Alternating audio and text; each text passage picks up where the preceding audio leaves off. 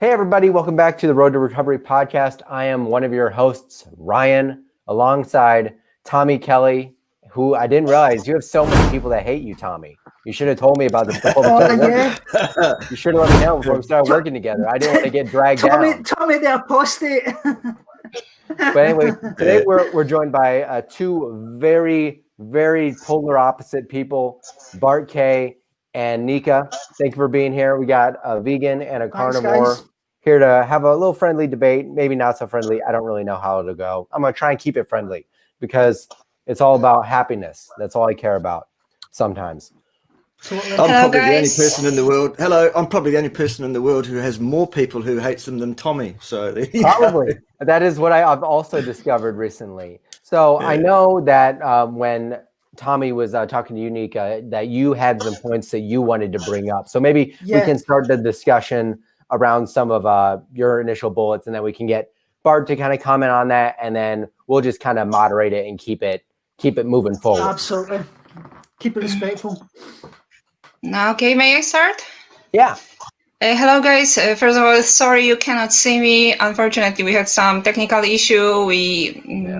So I hope you understand. We'll take the blame for that one. I'll take the blame for that one. Also, I will remind again, because some of you maybe hear me the first time, so I will remind that I'm non-English speaker, so please apologize. My apologize if some vocabulary will find weird. It may happen, especially that the topics I want to raise today are not very basic, are not super easy, and sometimes I may even miss vocabulary. Of course,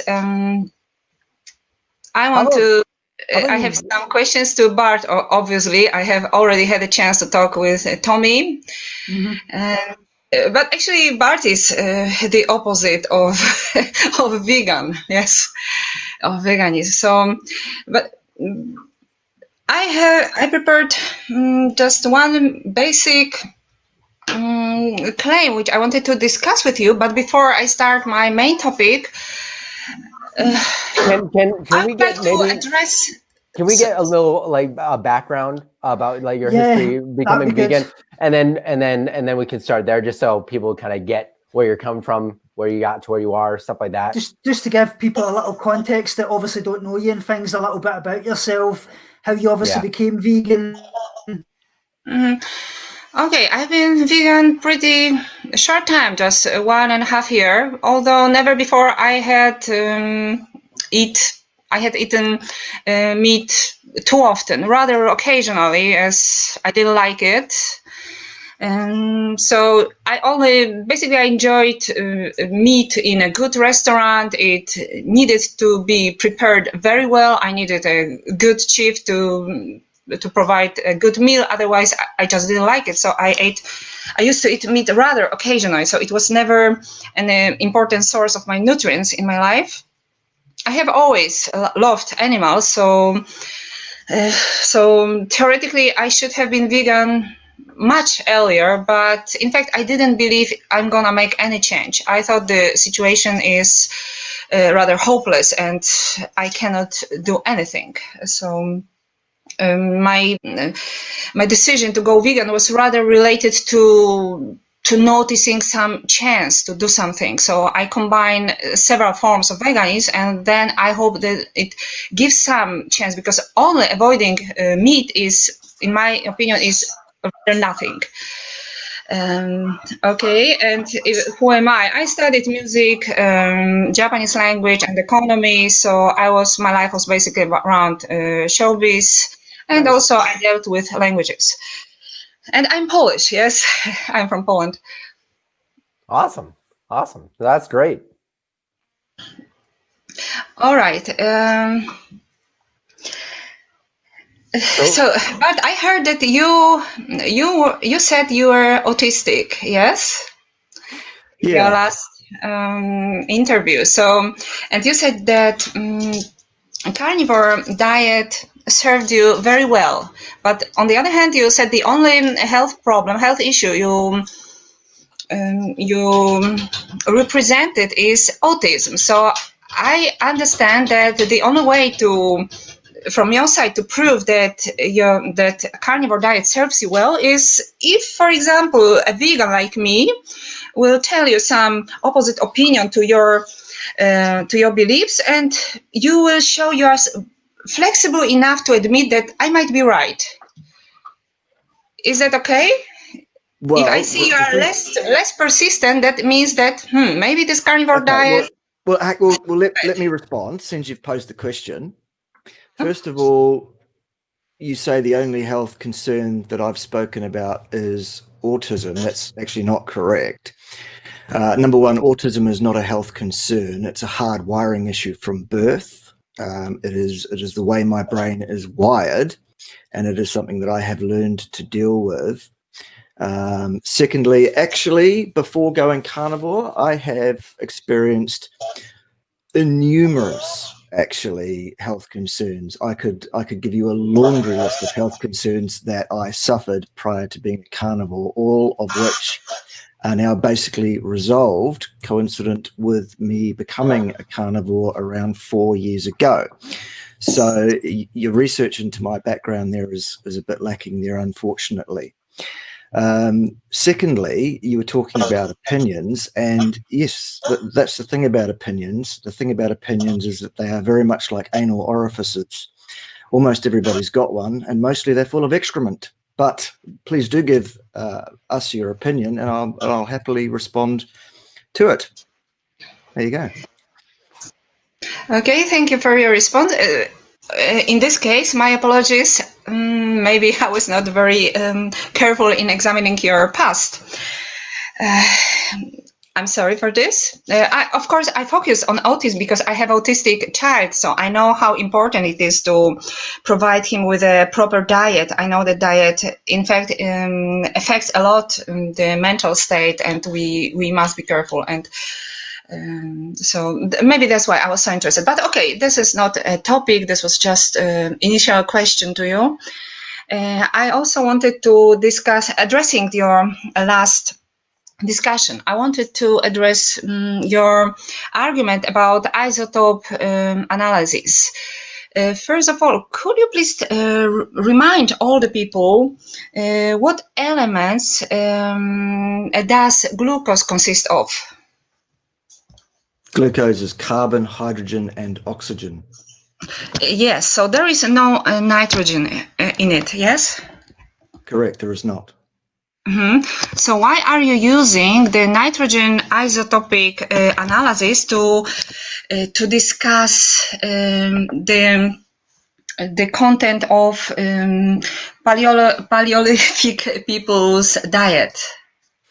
Well, I'm doing it because that is the accepted methodology in the science, and because what the nitrogen 14-15 isotope testing does is it establishes absolutely and irrefutably the level of protein in that individual's diet that came from an animal source as opposed to from a plant source. And so it establishes absolutely the trophic level at which an animal existed during its life.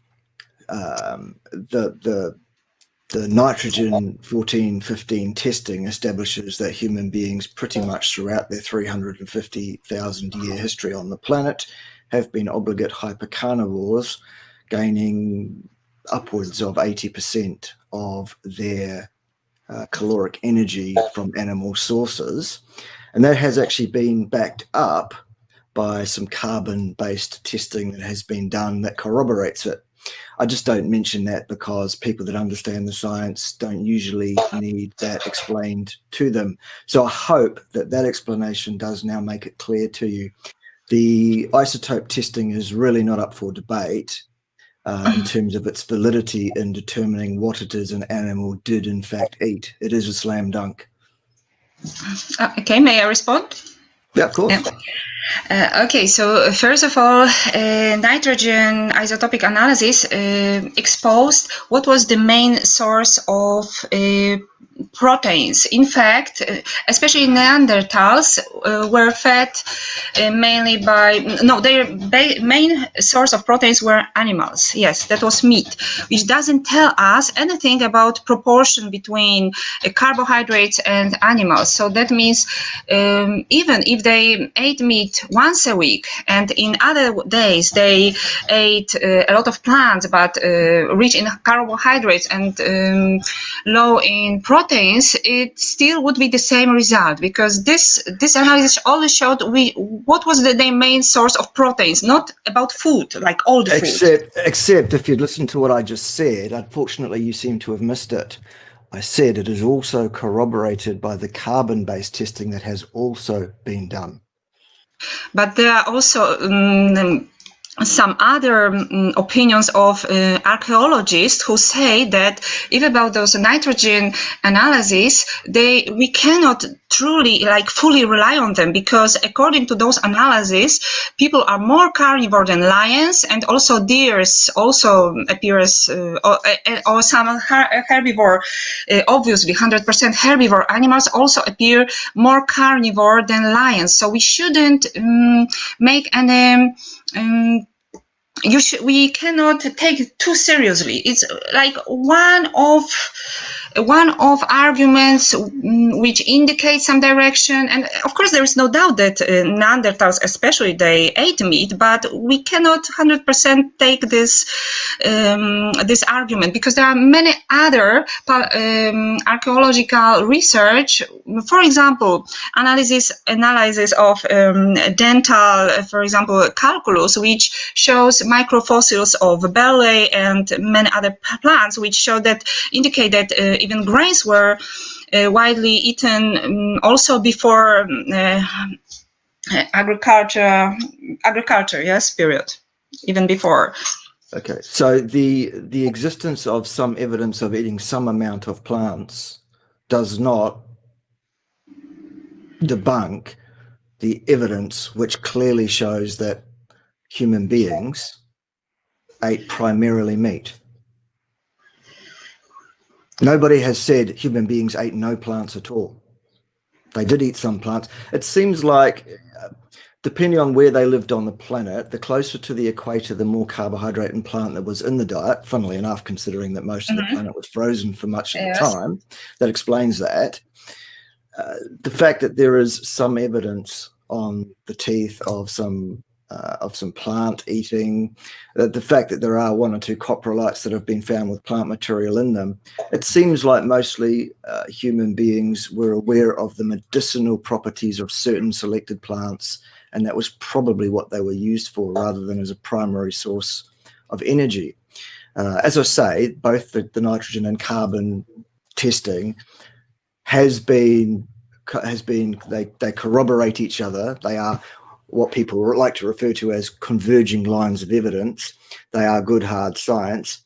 There is always going to be voices out there in the wilderness who want to try and cast shadow over whatever's out there, and that's fine. They absolutely are welcome to put those opinions forward. However, at the end of the day, what we have is some very, very convincing evidence as to what it was that historically human beings have in fact eaten. I'm not sure why you would want to try and debunk it anyway, because at the end of the day, my understanding was that your moot is that you would like to propose that human beings are supposedly best suited to be herbivorous, which is easily debunked. So actually, no. I have a completely different diagnosis. I think that both of your groups, both like fruitarians and carnivores, I treat for me, you are the same people, and usually, fruitarians become carnivores. So, for example, let's take Tristan as an example, and many other examples we can mention.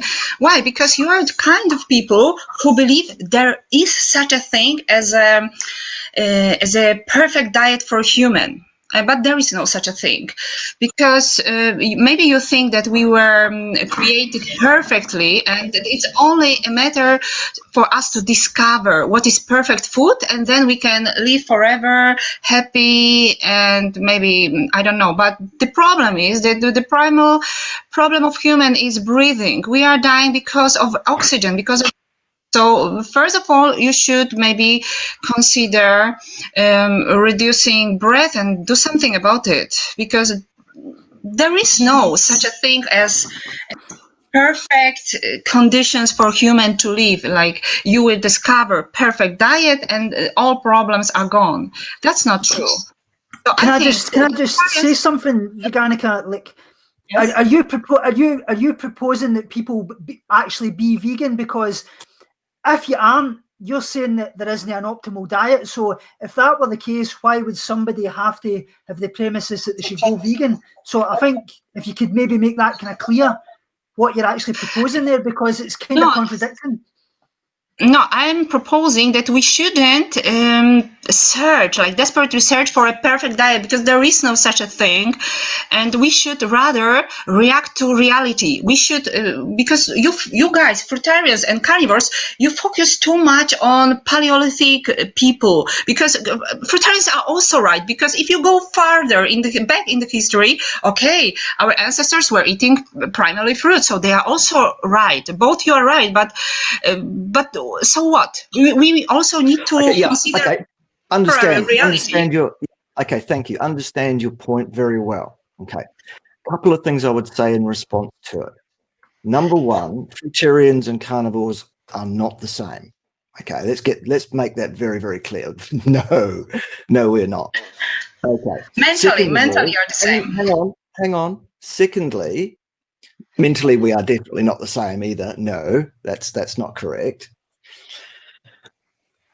Is there an ideal diet for human beings? Yes. Is it demonstrable? Yes, if you apply some basic common sense and some basic actual science, some basic actual reality, the thing you were referring to before, the very thing you were referring to in the same breath, for want of a better term, that you were saying that the problem with us, the reason we are dying is because we are breathing. And yes, because of oxygen. Yes. Oxygen is our huge problem. So we are dying because of oxygen, and the solution is we should breathe less, is what you said. Side effects of oxygen, yes. Why we need so desperately antioxidants? Antioxidants, is that what you're talking about? Okay. Do you know what the natural design is for the derivement of antioxidants as a human being actually is? Where are we supposed to get our antioxidants from? Of course, your answer will be different than mine. So of course it will, because mine is based on science.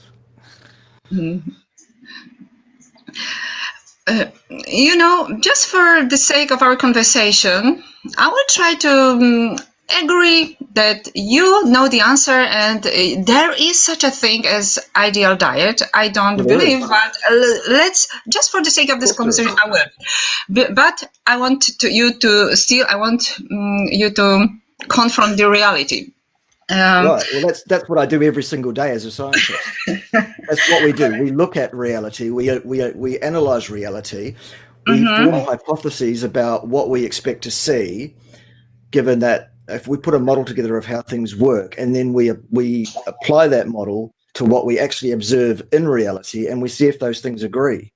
So if they do, then we've got a good model. If they don't, then we've got a bad model. Ryan, you wanted to say something? Yeah, no, I had a quick question, because I think we can all agree that the, I guess, standard diet that we see like here in America in our school system that is taught is inadequate. It is put it very politely. A human being can eat. Yeah. The standard diet is the worst possible diet that a human being can eat. So that's why it's kind of a double-edged sword, because I do believe there are, quote, more ideal diets. They are better or worse, for sure. But actually, one thing I wanted to ask before we moved on to a discussion maybe around like polyphenols and all these antioxidant properties in plants and all these things, maybe more questions that you might have, or more discussions, let's say you have, Nika. But I wanted to ask what both of your thoughts are, and we can start with you, Nika, on the decrease in brain size of the last 10,000 years for human beings, which coincides with the introduction of agriculture. Now, I'm not saying that that's the one and only reason that has happened. Clearly, we've gone through a warming period during those 10,000 years, et cetera. Our lives are very different than they were 10,000 years ago. The way we consume information and all this stuff, like our lives are completely different as humans. But I would like to know if you have any other thoughts on that point. I know Bart probably does, but I was wondering if you had any points you thought you'd like to make about that at all, because I'm just curious about it myself. You mean the size? Why the size of human brains? Have shrunken in 10,000 years. First of all, thanks to a higher caloric intake, thanks to cooking, thermal, how you say, cooking, fire, yes, fire. Nika, the question you seem to be answering there is why you think the human brain got bigger. The question that you were asked was, why do you think in the last 10,000 years the human brain has got smaller, coincident with the introduction of agriculture? Did you understand that? Smaller. Yes, it's correct. So I haven't heard about it, that it became smaller. Yes, it's statistically gotten smaller. Maybe comparing to Neanderthals, I heard that Neanderthals had bigger brains. Is that what you mean? No. Neanderthals were not human beings. It's actually a proven thing. Maybe we don't use some functions we used to use before. Yeah. Nika, do you understand that Neanderthals are a different species? They were not human beings. Yeah, and I wanted to talk about it because those but I'm waiting for my time because I wanted to read for you a part of interesting article which I wanted to discuss. Go for it. Yes, can I? Sorry for you guys. So I also need to explain to you, I don't understand 100% of what you are saying. Maybe I understand 80% and I need to focus what you are saying. Yes? That's why I was trying to help you out with the last one. Don't worry about it.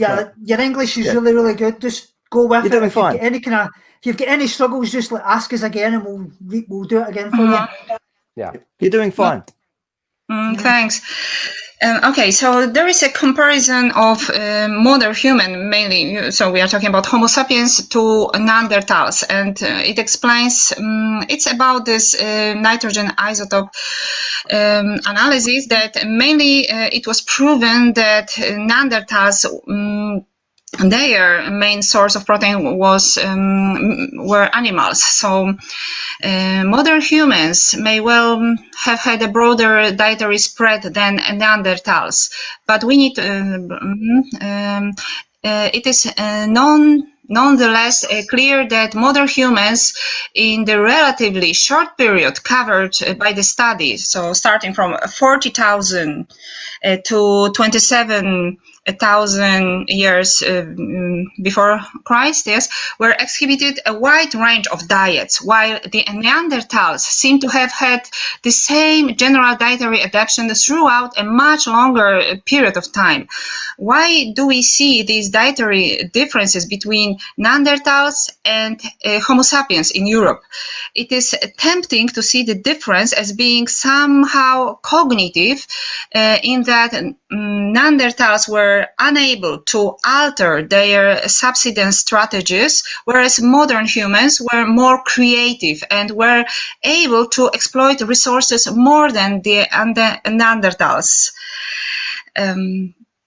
However, the difference need not be cognitive and instead an increased flexibility. So flexibility was the factor which made Homo sapiens survive, while Neanderthals, who were less flexible, more stuck to their one optimal diet, which were predominantly meat, they extinct. So this was what I wanted to discuss with you mainly, that in my opinion, we we are in a similar situation, that it's a matter of our extinction or not, survival or not, whether we become more flexible and more creative,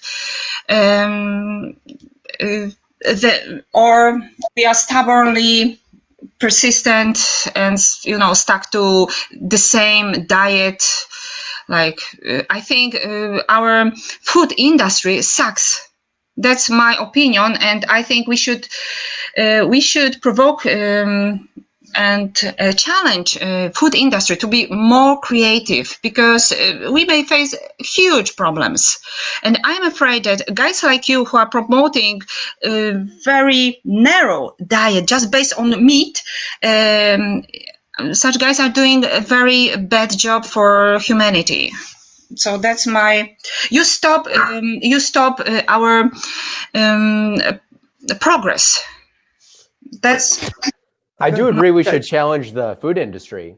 I agree with that. But Bart, let's have you. Yeah, no, my response is along similar lines, and it is absolutely, I agree with you. The food industry is absolutely criminal, absolutely abhorrent. Mm-hmm. The food industry is, at its root, responsible for almost all the woes of Western society in terms of our health challenges, because it is the food industry which funds the nutrition education industry, education in inverted speech marks.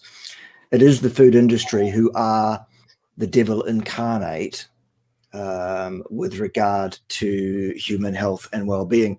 Secondly, I will agree absolutely with your other point that one of the factors, if not the most important factor, that has led human beings to be the predominant species on this planet in terms of at the absolute top of the food chain, at the absolute top of everything pretty much on the planet, is our adaptability, is our ability to adapt to change and to survive or subsist when we required it.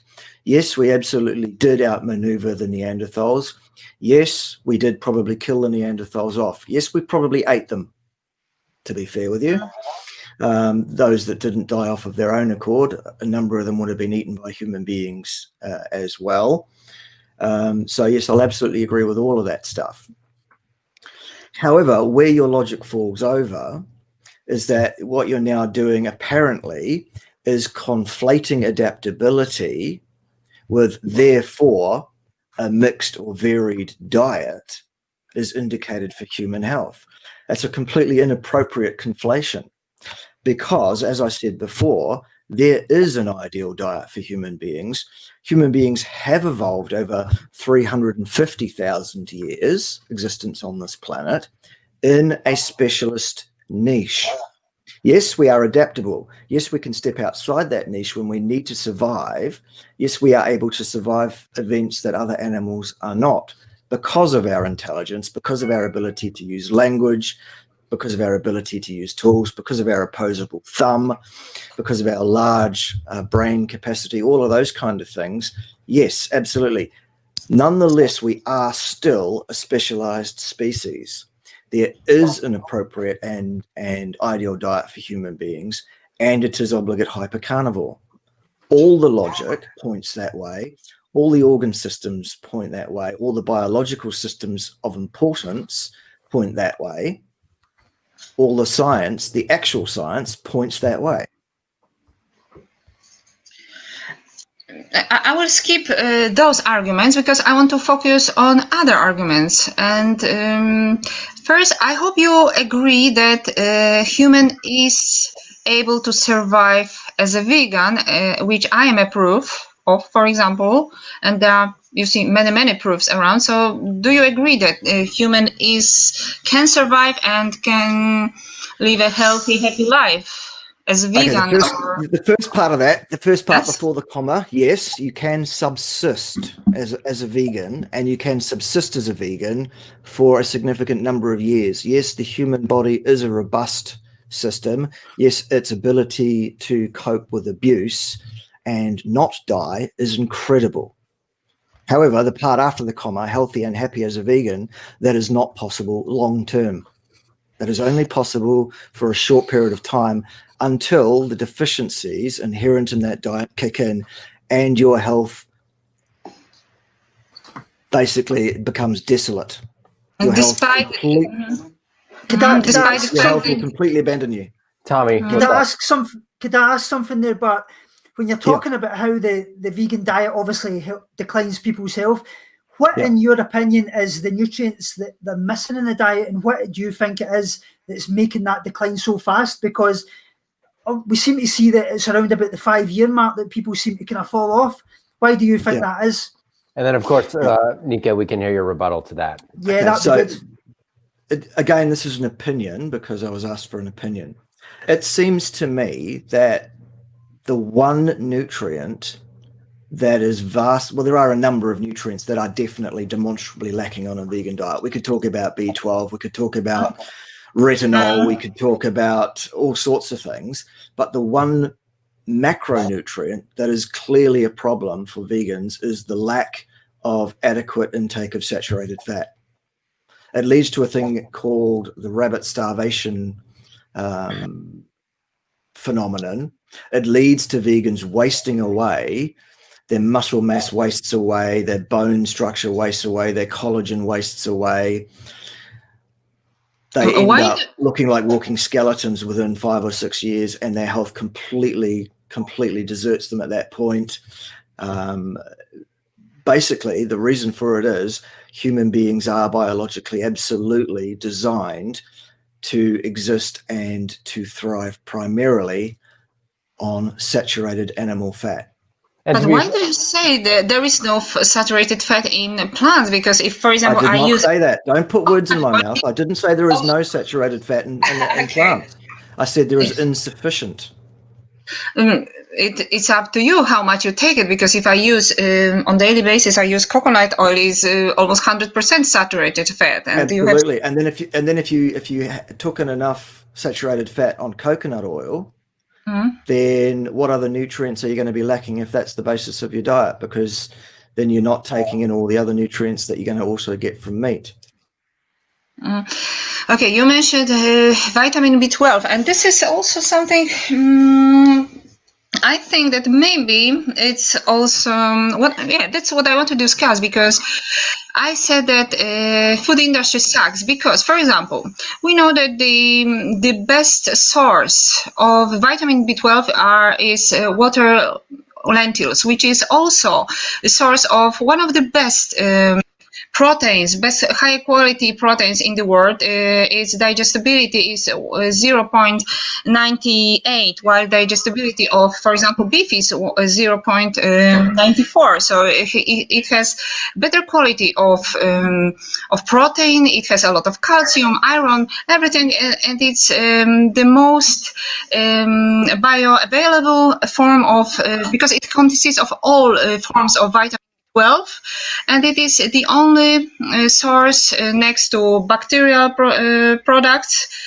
So it's the only natural source of vitamin B12. So I missed what you said it was that you were talking about there at the beginning. Which it was water. I was about water lentils, which is the best source of vitamin B12 and also the best quality of protein at the same time, very rich in proteins. And if people were not relied on meat that much, it would force them to be more creative. So I hope if there was... Okay, well, tell you what.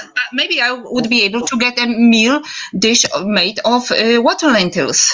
Okay, well, why don't you try? Why don't you do an N=1 and tell us how that goes in a few years? Why don't you eat enough of the water lentils to get all your protein needs and all your vitamin B12 needs every day, and report back to us in 5 years how you're going? Because I'll tell you how you'll be going. Very, very badly. Have a look at what else is in water lentils. I know there is much oxalates. I know it. And what else? And what else? Not just oxalates. Heavy metals. Why heavy metals? If you can have it, because they're in there. Because the plant absorbs them and stores them. But to absorb, it must have a source of absorption. But you can grow them at home. It's very easily, you can grow them at home. Nonetheless, what I'm suggesting to you is, if you think you can get sufficient protein and sufficient vitamin B12 from water lentils, Why don't you go ahead and do that and report back to us in 5 years how that went for you? Why? Because there is no such a supply in my country, and this is what I'm angry about. Because if I go to my shop, there is only meat and dairy, and next aisle is chips and beer and chocolates and sweets, cookies, and that's it. What is in our shops, and this is a huge problem. It's a much bigger problem than that people are really aware of, because even currently crises show us that we cannot rely on it, but there is nothing else. And if the day comes when people realize that we cannot, for a very serious reason, we cannot breed animals anymore, it would be a dramatic situation, because people are not used to, we don't have culture of diversity of food. And people are not used to, for example, me, I wish I had a meal. For example, I wish to have a dinner of water lentils, but there is no culture. So I have no idea what to do, how to prepare.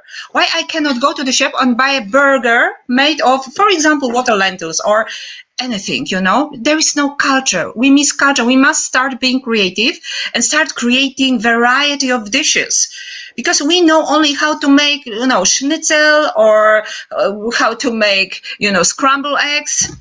People have, for example, even me, I am a vegan, but there are 20,000 edible plants on the planet, but 90% of supply is made by only 20 species, and yet I don't know how to make a dinner of many of them. So I buy a vegetable, and I don't know how to prepare, because there is no.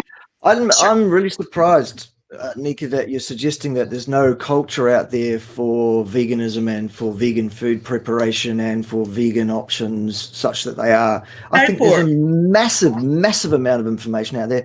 You just do a search on YouTube and you will find channel after channel, video after video, page after page of people telling you all about how to do vegan and how to do it right.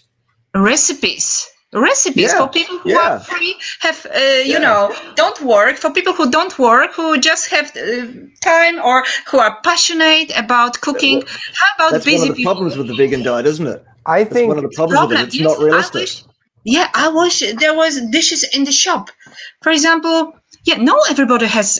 I'm working. I don't have so much. That's a market forces-driven thing, isn't it? Probably the reason that there isn't a whole bunch of ready-made things like that available is because there isn't a market for it. I wonder why. I'll tell you why. It's because 84% of people who ever start being vegan quit. Yeah, exactly. They do that within 5 years, and 90% of those people, and 90% of those people cite catastrophic health failure as their reason for quitting. That is a dying ideology. Exactly, because there is no reasonable, offer. Here's my question about, I guess this is the one thing that kind of stumps me around certain aspects of veganism, and it's mostly I'm not a complex dude. I don't need to have recipes to make things. Cooking is kind of whatever to me. I enjoy it, but I don't need to make a display of things, and I just like put food in a pan.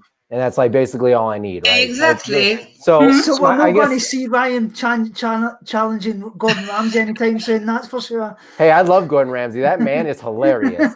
But anyway, but I guess my question is, to me, it's all about going back to evolutionary based eating. And when you were like 10,000 years ago, beyond that, you didn't have recipes for stuff. You just kind of ate, right? So I guess my question is, I feel like vegan, and it's not just like vegans, it's many different philosophies. They make it too complex. Like it's not a complex. Yeah, exactly. They do that, Ryan, so that they can tell you did it wrong when you fail.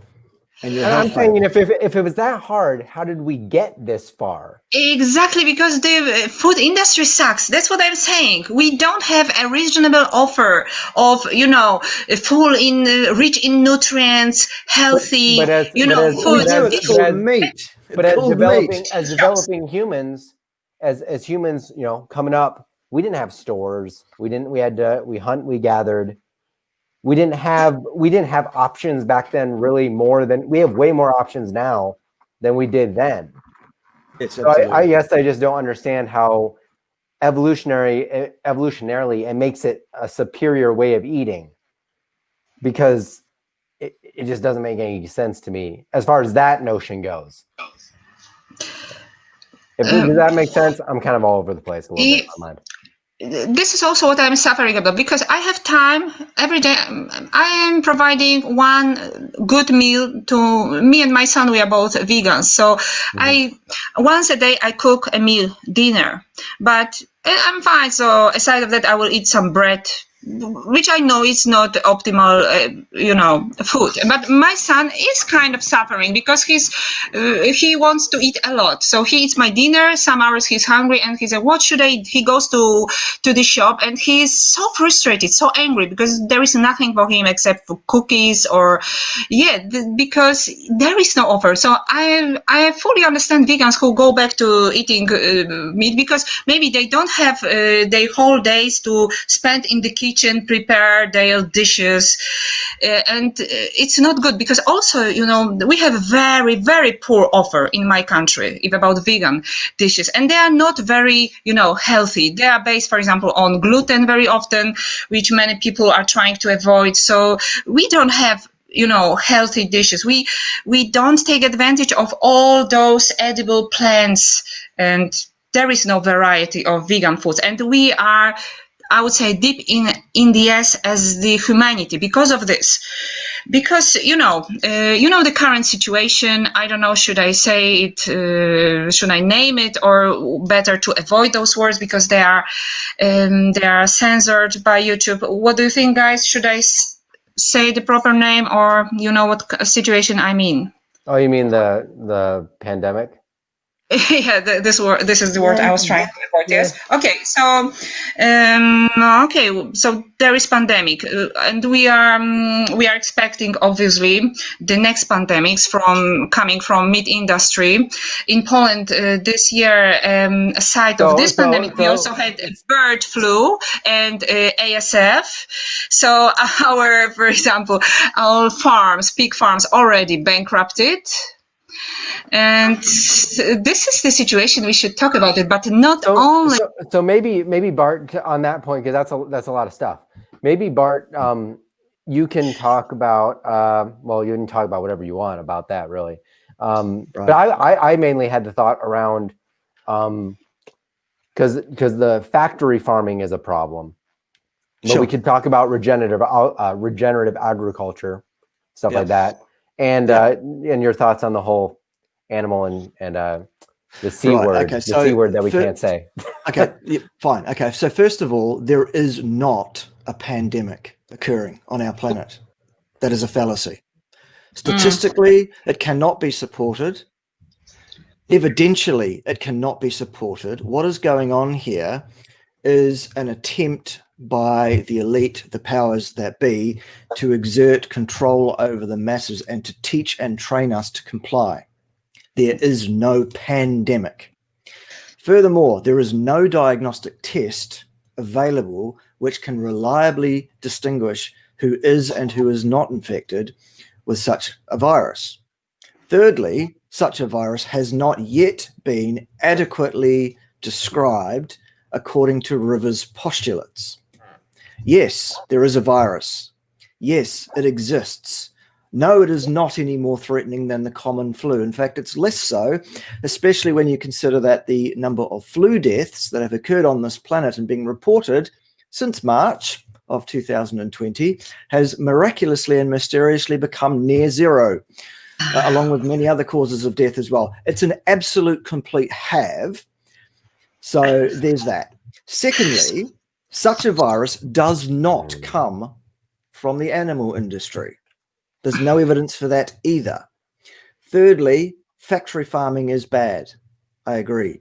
Regenerative farming, properly done on proper and open pasture land, is indicated, is appropriate, is absolutely fine. I think that covers it. All right. I can't. You are from United States. I hope your observation is different because unfortunately, in my country, the situation is super dramatic right now. I totally People understand. are really dying. People around. I have family in Europe. I just spoke to my cousins who live in England, and they're like spiking right now as well. So I'm going to keep my opinions on that. Right, and they're being told they're spiking. That's what's being reported in the media. There is no evidence for it. Okay, right. We have a lot of deaths. Nika, have you visited the emergency department yourself? Have you gone there? Have you seen what's happening? So today. My son today had taken. He was, he was tested today for against COVID because. That's not what you asked, Nika. I asked you whether you have been to the emergency department yourself and seen people dying all over the the hallways. Yes, absolute nonsense. So family members of my friends have, even on Friday, one family member of my friend died. Like almost every family I'm in contact with, everybody has sick people. We have almost 1 million people sick right now. I'm sorry about that, but at the end of the day, people die all the time. So let's shift this conversation a little bit because this is getting into some weeds that none of us will ever agree on. It's just like a whole nother sect of weeds that is away from the problem. I do think there is an interesting question within that, and that is in America, I believe it's like 80%, it might be a little more, 80% of Americans are metabolically unhealthy, which plays into all of these current problems that we have going on and making them more extreme than they could be. That's partially due to what we would both agree is a Western style diet. And even so, statistically, they are not particularly extreme. The death rate from all causes this year is no higher than any other year. In Poland, yes. 80% higher. In the world, across the world, everywhere in the world, the reported death rate from all causes is not elevated this year with respect to any other year. In fact, it's behind. Less people have died this year than last. I hope all our listeners will check statistics by themselves because European Union statistics show something completely different. Especially in my country, they don't. No, they don't show that, Nika. No, they don't. I'm sorry, they don't. So maybe I have some huge problem with my eyes then, because I will let the audience go and do their research on that themselves. Yeah, please, guys, check statistics. There are statistics available from European Union. If I could actually come on in, Tommy. Are you frozen again? No. But but do you deny bird flu as well? There is deny bird flu because you deny the existence of COVID. So how about bird flu? No. Again, don't put words in my mouth. I did no such thing. COVID does exist. Absolutely, it exists. I never said it doesn't exist. So you said that people are just the testing is wrong, yes? That they have diagnosed, they are diagnosed as COVID, but this is not true. This is what you're saying, yes? I'm saying the test that they are using is completely scientifically invalid. It is incapable of determining whether someone is infected with COVID or they are not. So I have a question then. It's a fallacy. I have a question then to just kind of bring it back to the main argument around diet and stuff. For someone that, let's say, catches it, who do you think has a better shot of getting out of it, being vegan or being on a carnivore-based diet? This is kind of question I would really love to avoid. You know why? Because too many people are manipulating with this. I hate this. People are not honest. Somebody wants to advertise, for example, raw diet. So he say, "Oh, I had a horrible cancer. I started eating raw, and now I'm healed, completely healed. Now I don't have this." People are cheating. I prefer people to be honest. If you have the virus, say you have the virus. If you have cancer, please say you have cancer. I would like to, appeal to all people. Please stop cheating health. What were you saying, Tommy? I will say as well, on my opinion on it, obviously I lost one of my friends to it. He was extremely fit and healthy. yeah. He was only 39 years old. What actually happened with him is he was working over in Dubai. He came home for his 40th birthday. He took what he thought was the flu, and then the next 2 days later, his lungs collapsed and things like that. It was definitely COVID, so they say. So I think as well, it probably comes down to how healthy you were before you actually caught COVID. But did he have something in the past that they didn't know about? I don't know. So yeah, I think it's got a lot to do with your health at the time, really.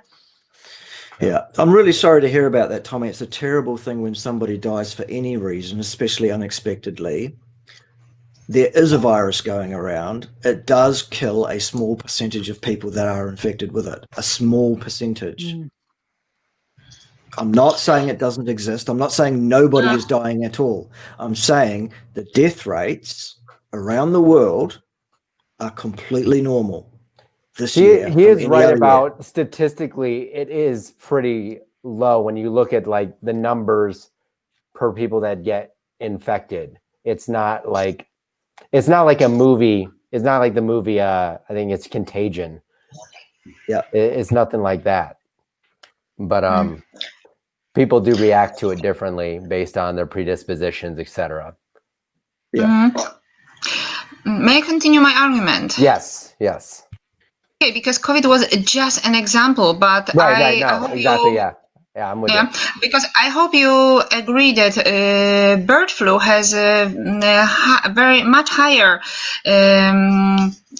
death rate than COVID. And you know that in Poland we had also bird flu this year in many places. Not only so we have COVID, or right now we have a very dramatic situation in Poland, and many people dying, but that's not the topic. We had also bird flu, and we also have African swine flu, which devastated our family farms. So we don't have pig family farms almost anymore. Only biggest factory, industrial farms survived because they are richer, they can afford the damage. Now it reached Germany. So this African swine flu is a big problem in Europe. But we had also, bird flu, which is very dangerous for human. And what I want to say, what is my claim, that you guys who are promoting meat are giving away the cheap weapons to every crazy person. Now, absolute nonsense, complete nonsense. So, respond to that one, yeah. Nonsense. So it's just rambling. This we've got completely away from diet here. Yeah, that is true. Excuse me. I am speaking. We've been talking about all sorts of different viruses, none of which have anything whatsoever to do with diet. You've been rambling on in an incoherent fashion. I know English is not your first language. That's not the issue here. The logic is incoherent. What is your argument? My argument is that if that one day we might be, as humanity, we might be forced to stop animal agriculture because it will be a question of human survival. For example, because of pandemic. So I understand. Terrorism. So I understand your main argument. Basically, you're worried about disease from factory farming and stuff like that, right? I wanted to talk about terrorists. Yeah, okay, well, now we're going to terrorists. That's way out of the realm. If somebody wants to know the first sign of vegan decline, the first sign of vegan decline is a complete inability to hold a logical thought pattern. Are you able to listen to? So yes, I would agree with you that there is an issue with the way we do agriculture, such as monocropping, such as the way we do factory farming. The way we've set up the system is very flawed. I do agree with that. Yes, and absolutely. I do agree that it does allow disease to spread among animals much more easily when they're such in enclosed spaces and are unhealthy.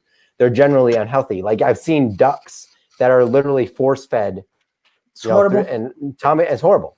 So yeah, it is. That's why I brought up the idea of regenerative farming, because I do believe that is somewhat of a, I don't want to say cure, but cure to this issue in a lot of ways, because you even need it with growing plants, because monocropping destroys the soil that you're growing plants on, and everything becomes much more nutritionally insufficient.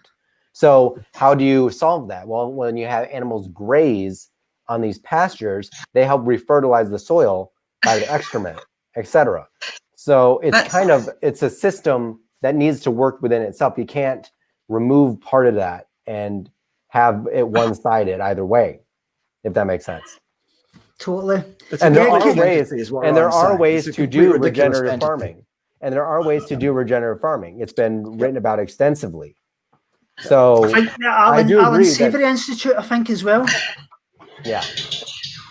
Could I actually interject a little second, right? Yeah, go for it. One of our subscribers have actually commented on our YouTube channel, and they're actually asking if I could ask Bart and Veganika a question. It's basically they want to know, can you obviously get Bart and Veganika to talk about the role of fibre in the diet, if they believe it is necessary, and if it's got any benefits around colorectal cancer, or do you believe that this is obviously just false propaganda? And do you believe that diet plays a role in insulin? Okay, so you want just to go back to moderate topics. I can talk about fiber, but I hope we will face and we will confront the problem of bioweapon, which I just think we're going to enter a space where we go around in circles, and we're going to lose the audience completely in all of these other weeds. So I'm trying to keep it simple for the audience's sake. Maybe if we do a separate episode where we maybe talk about separate the other side, Okay.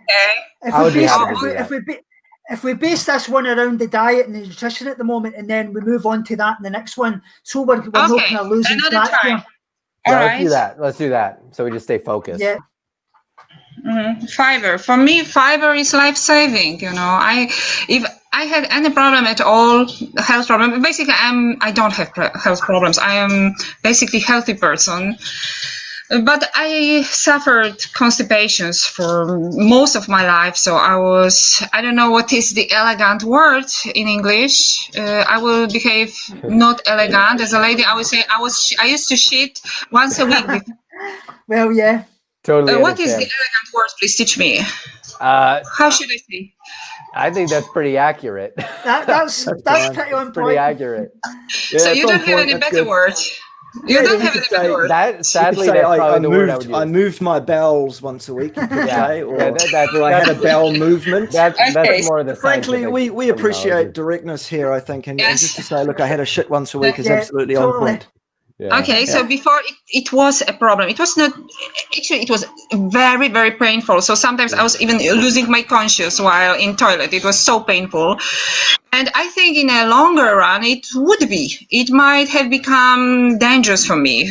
Maybe in future I would develop some bowel cancer or something. But fortunately, it disappeared this problem disappeared with a vegan diet. So I have some obvious health benefits of increasing amount of fiber, which doesn't mean that the vegan diet is automatically providing me with enough of this. I still, even being on a vegan diet, I still must calculate, not all the foods are rich in fiber. For example, if you take rice or there are many things which are not rich. So I still must think, okay, if one day I don't have much fiber, it's okay, but I still must be careful to provide sufficient amount of fiber. And for me, it's life-saving.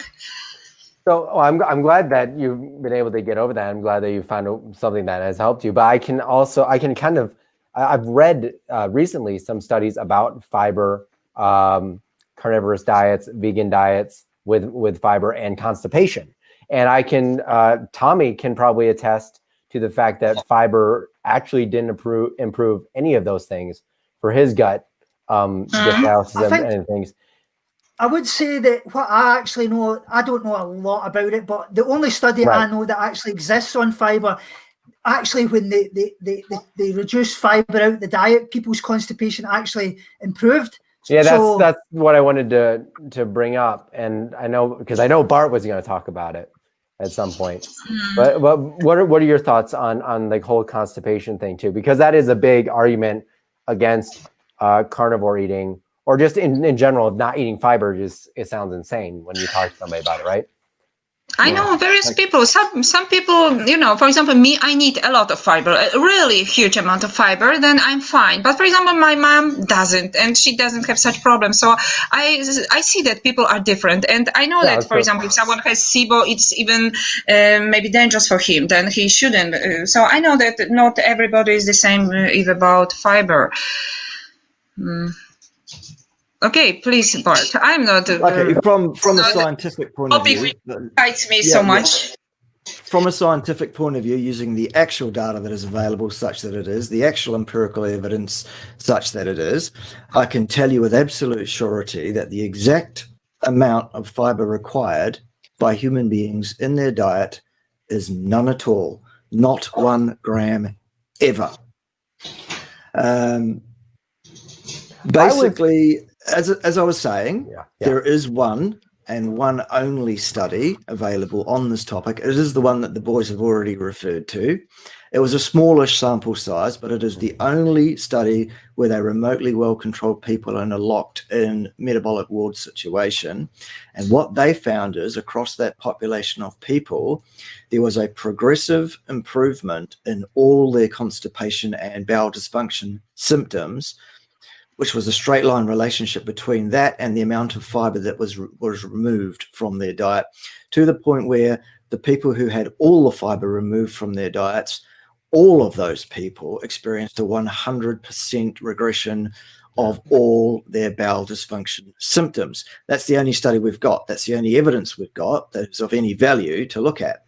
Now, everybody's got their own anecdotes, and they can say, well, I ate lots of fiber and I feel much better. That's fantastic. You keep doing that.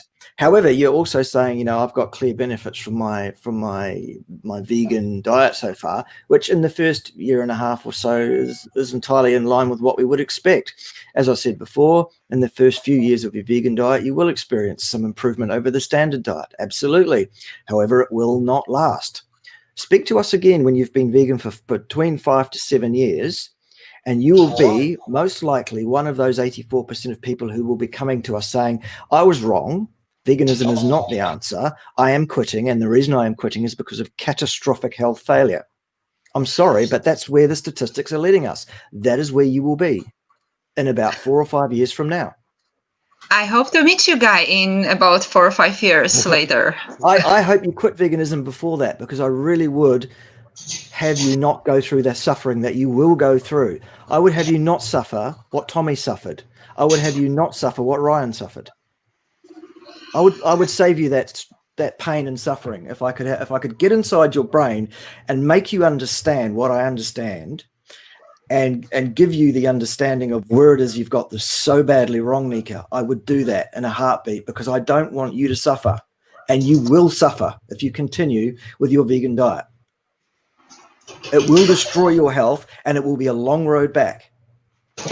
So please, you have the opportunity to stop it, and to stop it right now. I would take the opportunity. Okay? Okay, thank you. I'm not going to fight for fiber. No, totally understand. I appreciate hearing both of your point of views, because I'm just thoroughly fascinated by diet in general. And so it's cool for me to hear two perspectives. The second point was, what role does diet play in insulin? So do you think that the vegan diet obviously improves it, or do you think the carnivore diet improves it? What kind of evidence is out there, and where does people stand on that? Sorry, I didn't understand you. Were you talking about the insulin? Correct. Yeah. What they're actually asking is, what role do you think diet plays in insulin? Do you believe the plant-based diet improves insulin, or what's your view on that? Is it a question to me or to Bart? To you to begin, and then we can shift to you to begin, and then obviously Bart will interject with what his beliefs are on that. First of all, I'm not that much interested in dietitian because, like I said, I haven't had any health issues. So the only problem in my family is my son being autistic. So I only care about psychoactive substances and how things affect psyche and insulin. That's a problem I'm not really too much familiar with because nobody in my family has any, Veganika, I would like to ask you as well, when you mentioned obviously psychoactive substances, I remember watching one of your videos and you actually said that you believe that animal foods like meat actually have psychoactive substances in them, and you believe that obviously intensifies autism. Could you give us a bit of scope on what you actually think about that? Yeah, I'm curious.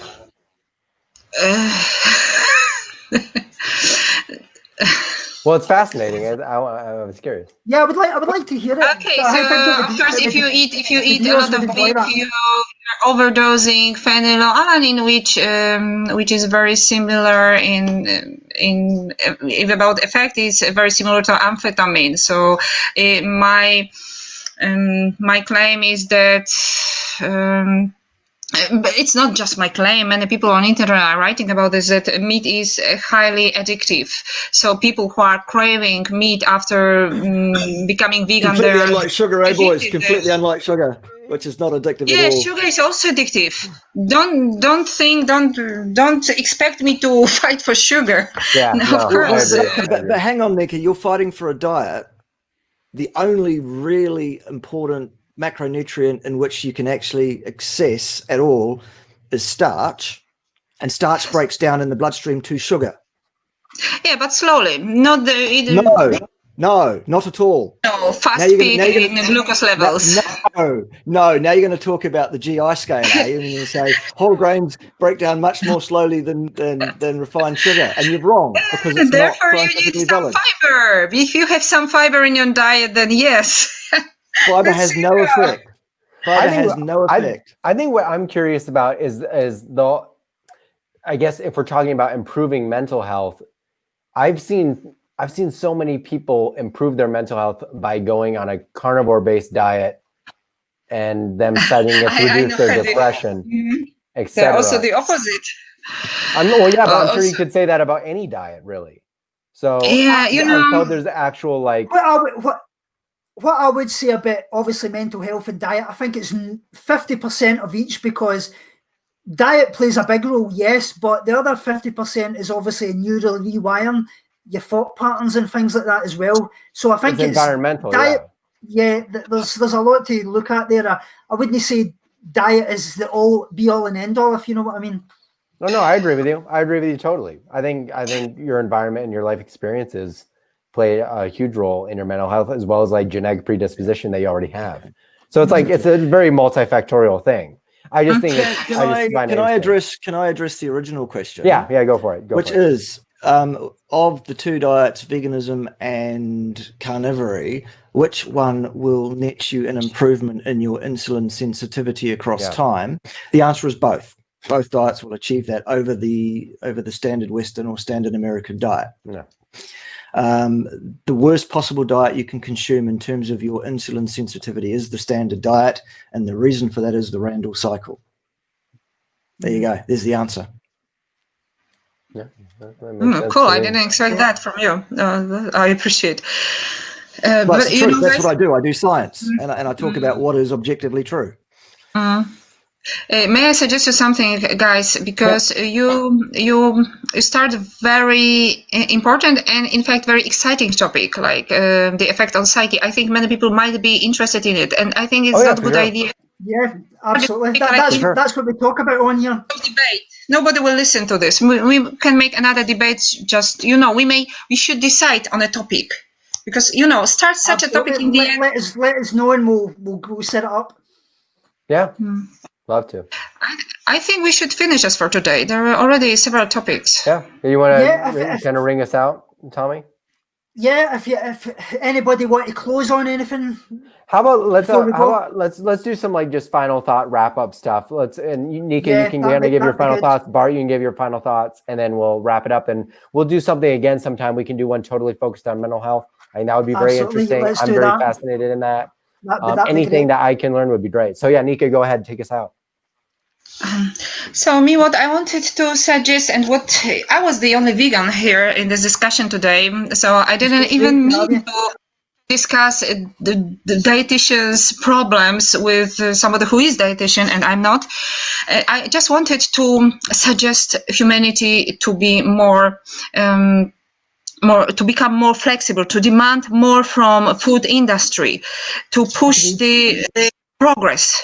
Our progress and flexibility and readiness for the situation when one day we might have no opportunity for some other objective reasons, some bigger issues bigger problems than diet itself, that one day we might not be allowed to breed animals, and we are not ready as humanity. We may face huge problems, and so I want to push progress and us to expect more from food industry. That's what was my I'm all for progress. I'm all for progress because humanity is going to be screwed for several different things. Anyway, I think it would. I was just going to say, I think it would be good to cover in the next one as well. Speaking to Veganika, obviously in my last video, she's really into animal welfareism as well. And I think it's quite a different stance than most vegans actually have, because a lot of vegans just totally dismiss animal welfareism. So maybe if we talk a little bit about that in the next one as well, I think that'd be good to touch upon. I would love that. Anyway, so Bart, take us away. Yeah, look, I'm also very keen on a future discussion. This is not a debate. We shouldn't call it a debate. This is a discussion. A debate is a controlled situation with rules. Debate's the trigger word. It's the trigger word. Exactly. Exactly. So what we're doing here is having a discussion, and I would be very interested in a future discussion surrounding mental health as well. I myself suffered vastly throughout the majority of my life from very serious mental health issues. It's one of those things, Veganika, that you would have found out about me had you done the research before this discussion. And I am now almost in complete remission in terms of my mental health after 4 years eating a reasonably strictly carnivore diet. I'm not perfect by any stretch. I have transgressed. I've had the odd bottle of beer and the odd slice of pizza, I don't mind telling you, but largely I've been eating carnivore for 4 years, and my mental health is now the best it has ever been.